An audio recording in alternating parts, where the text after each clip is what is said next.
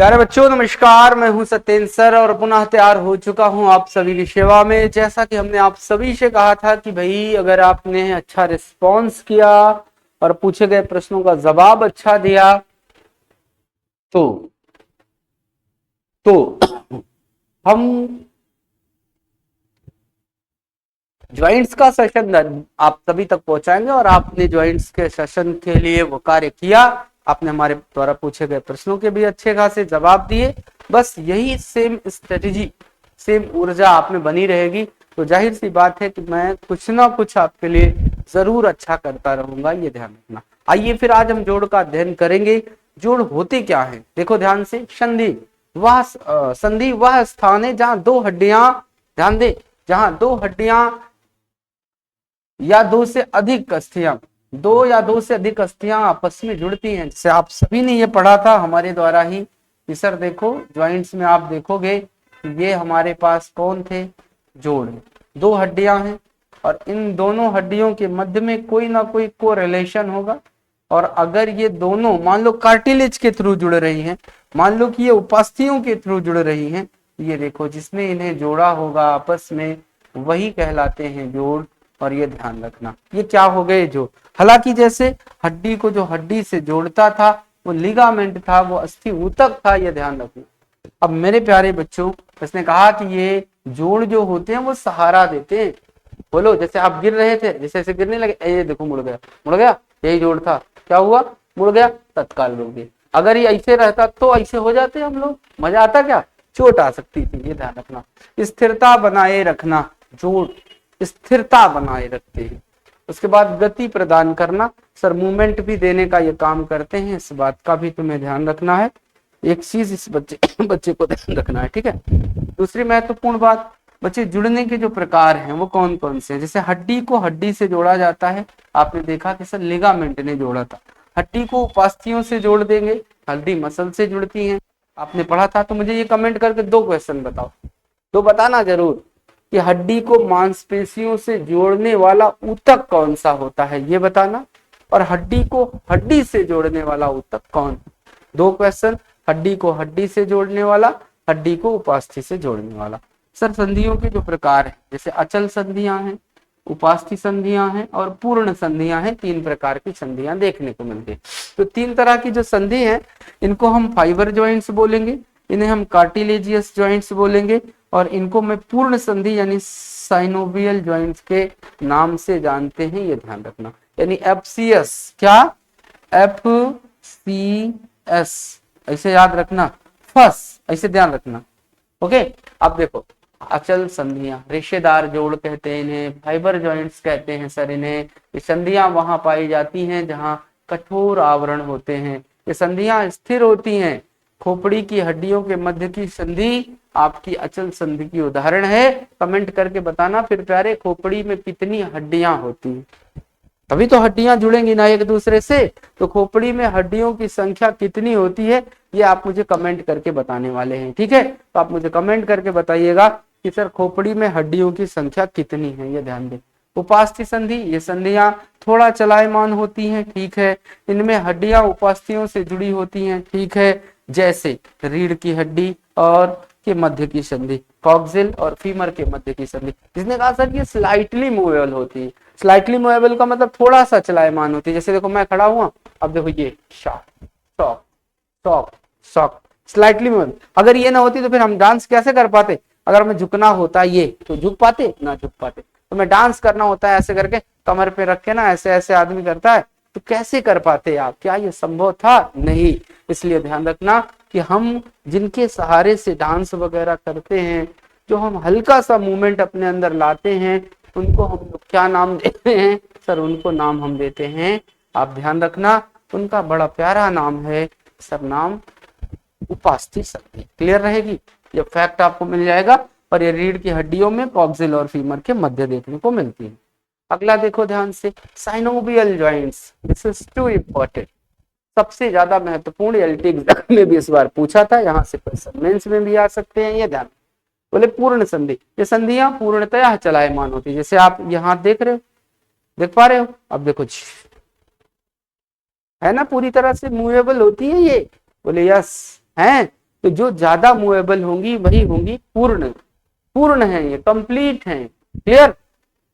बोले पूर्ण संधियों के भी प्रकार हैं। बोले कैसे? मैंने कहा जी बॉल एंड सॉकेट जॉइंट्स, कंदुक खलिका संधि। और इसमें होता क्या है, देखो इसको हम बॉल, देखो जैसे ये बॉल हो गई, तो बॉल आप देखोगे इसमें अस्थिर होती है, और सॉकेट जो होती है सरना, वो मेरे भाई स्थिर नहीं बल्कि सॉकेट स्थिर है, बॉल अस्थिर है। जैसे कटोरी के अंदर तुम एक छोटी सी गेंद रख लो, फिर रखने के बाद उसको झाए झाए झाए झाए हिलाओ, मोमेंट में हिला दी, जब ऐसे ऐसे हिलाओगे तो देखो गेंद भागती रहेगी, वो बॉल हो गई। और सॉकेट के रूप में कटोरी पकड़ी हुई है, इसका मतलब इसमें एक हड्डी अस्थिर होगी, दूसरी स्थिर। जैसे हमने देखो इस हाथ को ऐसे ऐसे करना शुरू किया, तो देखो इधर से इसको किसी ने ऐसे पकड़ा होगा ऐसे, और ये जैसे हाथ ये मूवमेंट करेगा और ये स्थिर रहेगा।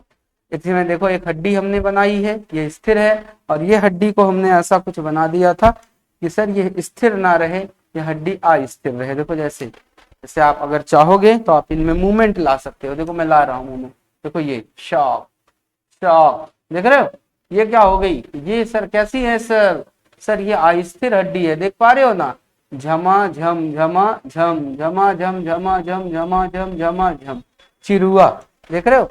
तो ये ऐसा कह सकते हो।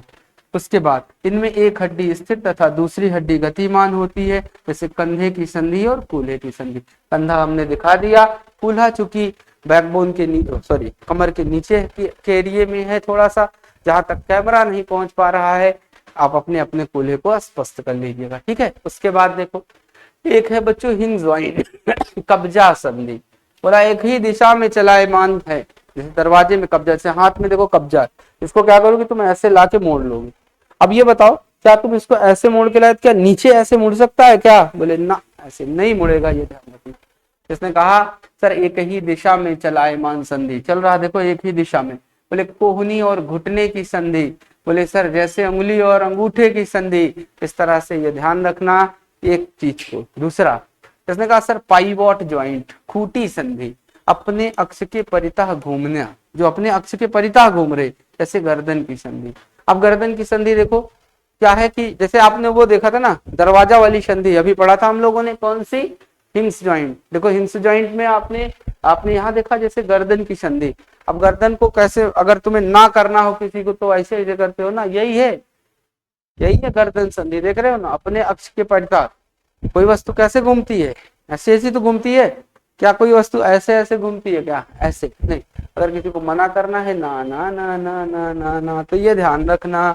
ग्लाइडिंग ज्वाइंट, इसे प्लेन ज्वाइंट्स भी बोलते हैं बच्चों, और विसर्पी संधि कहते हैं। इस प्रकार की संधि हड्डियां एक दूसरे पर फिसलती रहती हैं, इसमें सीमित लेकिन कई दिशाओं में गति होती है, जैसे कलाई और टखने की संधि। देखो सीमित परंतु कई दिशाओं में, देख रहे हैं ना, मूवमेंट होता रहता है, इस चीज का तुम्हें ध्यान देना है। ओके, उसके बाद ध्यान देंगे मेरे भाई सैडल ज्वाइंट्स, दो अक्षों में गति लाती हैं, यह ध्यान रखना, जैसे कॉर्पल्स और मेटाकॉर्पल्स के मध्य की संधि। देखो कॉर्पल्स आपके यहाँ है, देख पा रहे हो ना, मेटाकॉर्पल्स आपकी यहाँ है।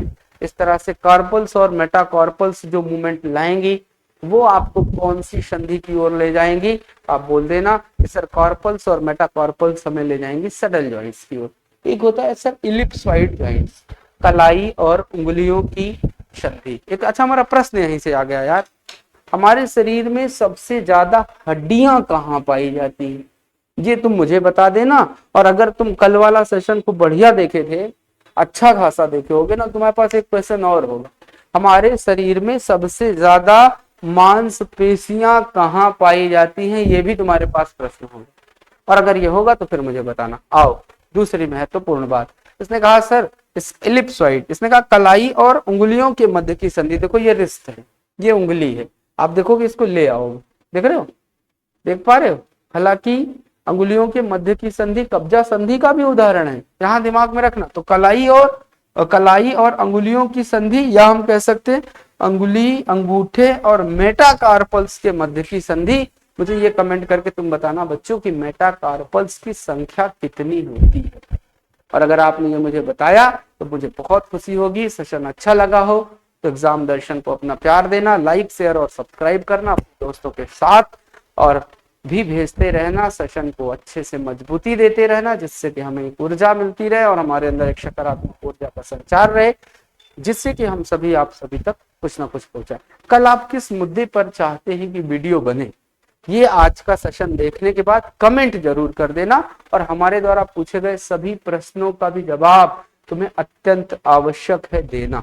ठीक है, तो फिर मैं ये चाहूंगा कि आप अपने सुझाव देंगे कि सर हमको इस टॉपिक से क्वेश्चन, हमको इस टॉपिक से चाहिए क्या क्या चाहिए कंटेंट, तो मैं उस टॉपिक पर आपके लिए मेहनत कर दूंगा, और फिर आपका सफल चयन कहीं ना कहीं हो जाएगा, और जब आपका चयन सुनिश्चित हो जाएगा तो फिर आप याद रखोगे सत्य सत्य, दुआओं में ही याद रखना, लेकिन याद रखना। हो गया? तो मेरे भाई आज के लिए इतना ही, बहुत बहुत धन्यवाद। आप इसे जरूर वॉच करिएगा, अच्छा लगे तो लाइक शेयर और सब्सक्राइब भी करिएगा। बहुत बहुत धन्यवाद, थैंक यू सो मच।